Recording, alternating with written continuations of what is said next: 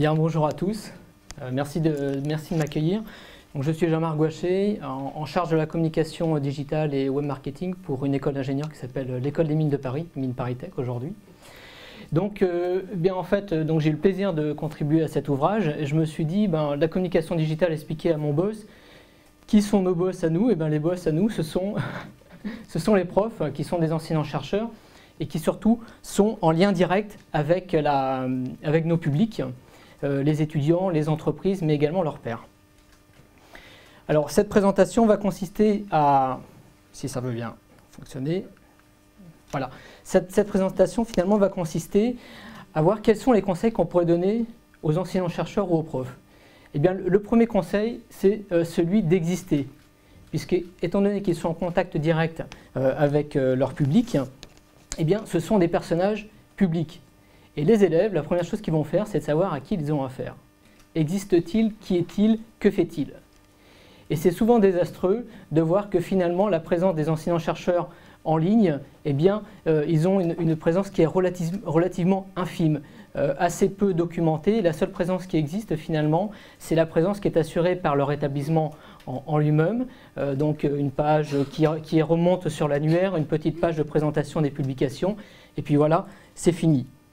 Donc, eh bien, les premiers conseils qu'on peut donner, c'est la préemption de nom, c'est-à-dire de faire en sorte que personne vienne faire du cybersquatting sur leur nom, de faire attention qu'il n'y ait pas d'usurpation. On a vu quelques cas d'usurpation de nom sur Facebook, par exemple. Et puis, de faire en sorte qu'il y ait quelque part une prise de conscience qu'ils sont des médias. Donc, le deuxième point sur lequel je vais passer, c'est un conseil qui touche à la publication, que l'on pourrait appeler la dimension éditoriale, puisque le propre de l'enseignant-chercheur, c'est de publier. D'ailleurs, on dit assez souvent « publish or perish », c'est-à-dire que celui qui ne publiera pas n'existera pas et surtout ne sera pas reconnu par ses pairs. Et ce que l'on constate à ce niveau-là, c'est que finalement, l'enseignant-chercheur, le prof, est un producteur de contenu, et c'est à lui de s'éditorialiser. Donc, le conseil qu'on lui donne, eh bien, c'est de passer dans une démarche de création de contenu et d'établir une ligne éditoriale. Alors, l'établissement de cette ligne éditoriale, ce n'est pas quelque chose d'extrêmement compliqué. On ne va pas lui imposer, par exemple, d'ouvrir un blog. Mais on va peut-être lui suggérer de relayer ses publications en ligne. Donc là, ça va être de créer un compte Twitter ou d'entrer dans une dimension qu'on pourrait dire de plateforme collaborative en open edition. Alors dans les sciences humaines, par exemple, ils le font très très bien, où il y a des plateformes collaboratives où on peut publier avec une aide à la publication et au blogging. Et du coup, ça enrichit aussi la relation que l'on peut entretenir avec ses pairs et sa thématique de recherche. Et bien sûr, il y a des enseignants-chercheurs qui vont passer dans une autre phase, qui sera la phase de la création de sa propre marque et de son propre blog. Donc on en voit beaucoup à l'École des Mines qui publient sous WordPress, mais qui ont également des tribunes dans les Échos, dans Le Monde, dans Libération. Donc ils sont bien passés dans cette dimension de publication, de devenir un média.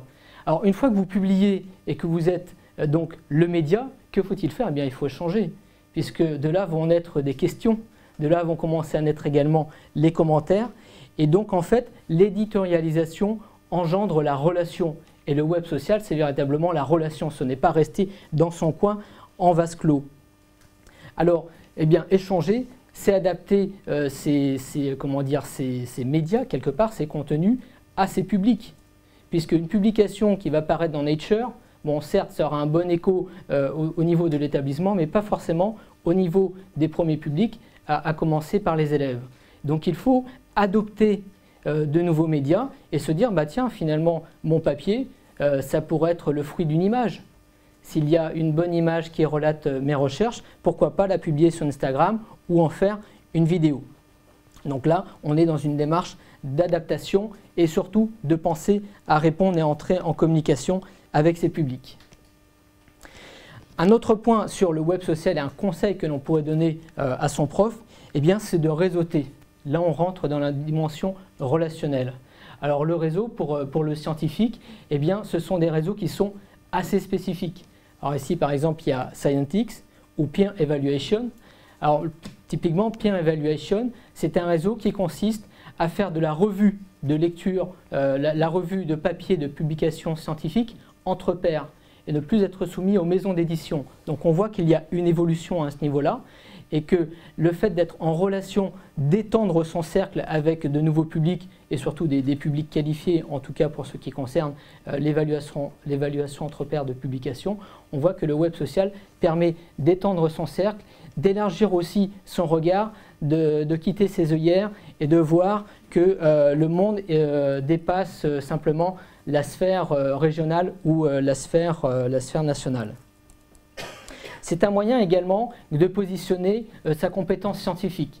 Il y a beaucoup de scientifiques qui vont sur LinkedIn, par exemple, sur des hubs assez spécifiques, sur des thématiques, par exemple sur la thématique des matériaux. C'est intéressant de demander à un enseignant-chercheur d'aller intervenir pour positionner son expertise et par cet intermédiaire également de publier son établissement. Donc d'asseoir sa notoriété et de faire reconnaître sa légitimité sur une thématique. Donc on voit que le réseau pour un monde que l'on pourrait qualifier d'assez fermé, finalement c'est quelque chose d'assez naturel, mais il y a un fort accompagnement quand même à faire sur l'incitation à réseauter pour nos enseignants-chercheurs. Un autre point qui consiste à la contribution, que l'on pourrait qualifier de dimension collective, parce que finalement on voit que l'enseignant-chercheur ou le prof va publier, va contribuer, mais lorsqu'il prend la parole, eh bien, il ne prend pas la parole uniquement en son nom, mais il prend aussi la parole au nom de son établissement. Et donc, une des bonnes démarches ou une des bonnes pratiques des services communication, des services marketing, c'est de se dire que le prof, c'est un ambassadeur, et que cet ambassadeur va s'associer à la communication de l'établissement. De toute façon, dans tous les cas, la communication de nos établissements aujourd'hui n'est plus faite par le service communication, elle est faite par nos publics. Donc on a tout intérêt à répondre, comme le disait Olivier tout à l'heure, au centre d'intérêt, à s'intéresser au centre d'intérêt de nos publics et à répondre à ses besoins, à ses attentes, et pas uniquement de façon très institutionnelle, mais par les acteurs de nos établissements. Alors, contribuer, prendre part à la communication de l'établissement, ça veut dire quoi? Ça veut dire piloter sa réputation en ligne. C'est être conscient que lorsqu'on prend la parole à titre personnel, on prend aussi la parole au nom de son établissement. Donc c'est éviter les mauvaises associations, faire en sorte que le prof, le profil, la personnalité du prof que l'on voit croiser dans le couloir est raccord avec son avatar sur Internet. Il n'y a rien de pire que d'avoir une distance entre la personne avec laquelle on a pu discuter ou avec laquelle on a pu être en cours et puis des propos qui n'auront strictement aucun lien ou qui seront complètement déviés de ce qui aura pu être dit par ailleurs. C'est important aussi d'assumer ses positions, puisque c'est un monde où les enseignants-chercheurs quand même prennent pas mal de positions, ne serait-ce qu'à titre politique. Ensuite, il faut bien les assumer et de faire en sorte que ce n'ait pas d'incidence sur l'établissement qui les embauche et qui leur verse leur salaire tous les mois. Typiquement, pour l'école des mines, prendre position contre le nucléaire, ce n'est pas forcément une bonne chose, sachant que c'est une des thématiques quand même porteuses et à l'origine de l'école des mines. Et puis, il y a toujours en permanence la gestion de cette double marque, la marque personnelle professionnelle et la marque de l'établissement. Ça, c'est un point à ne pas perdre de vue. Disons que là, on était dans la dimension web et web social pour l'enseignant-chercheur.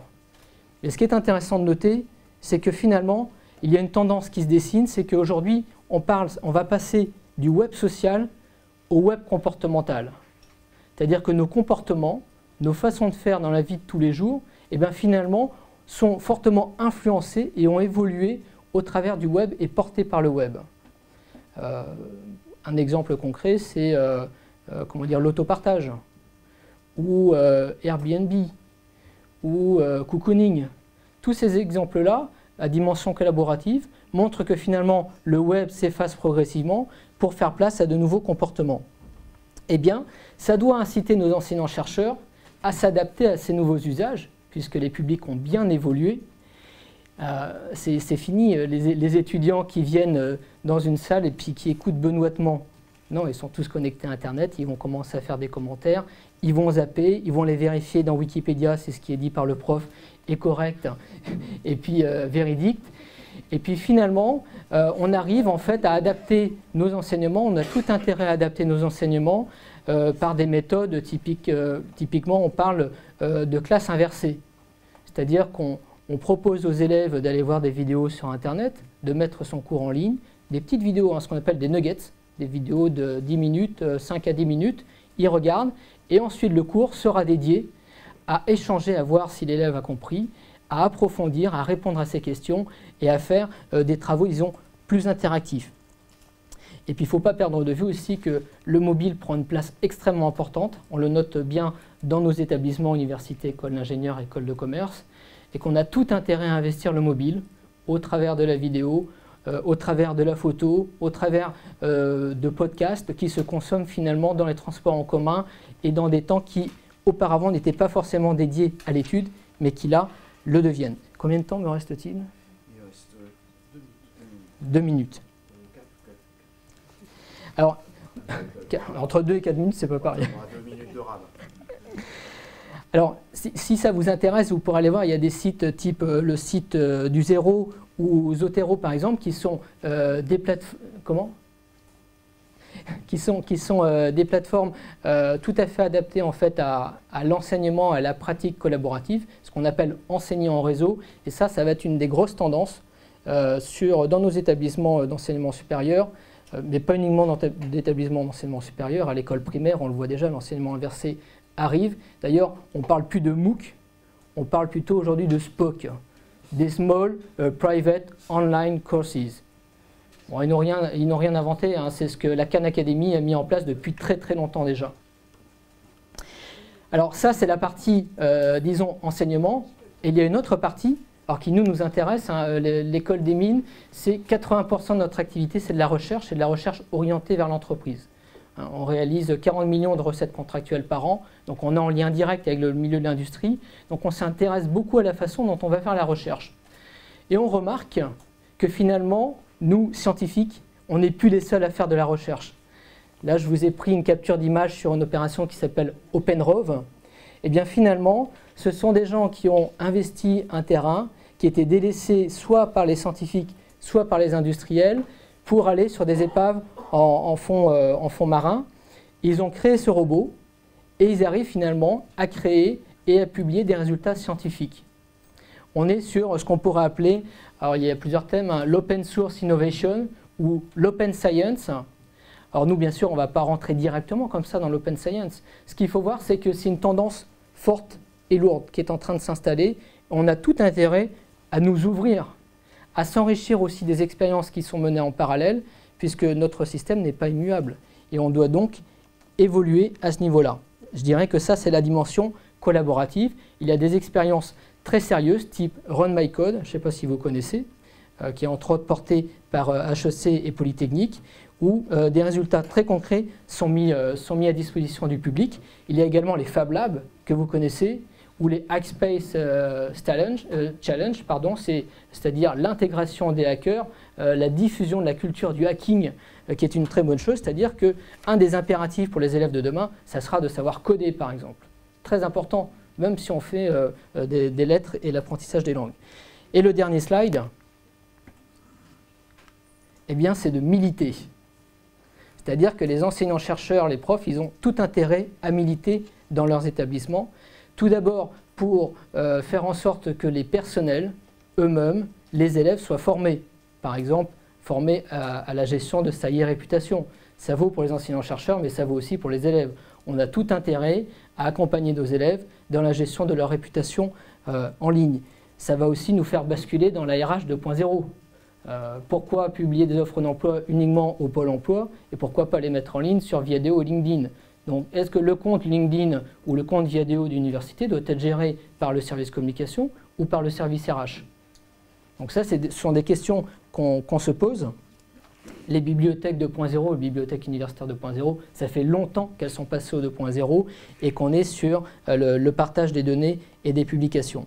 Donc c'est encourager fortement la pratique du digital, c'est aussi renforcer les services d'ingénierie pédagogique. Parce qu'on entend beaucoup parler des MOOC ou des SPOC ou que sais-je, c'est bien beau, mais il faut les produire, ces contenus. Et ça représente énormément de temps, une grande technicité, beaucoup de finesse et une bonne connaissance des cours.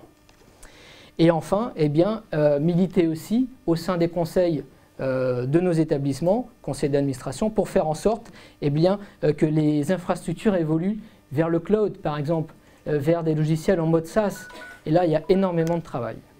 Voilà. Merci.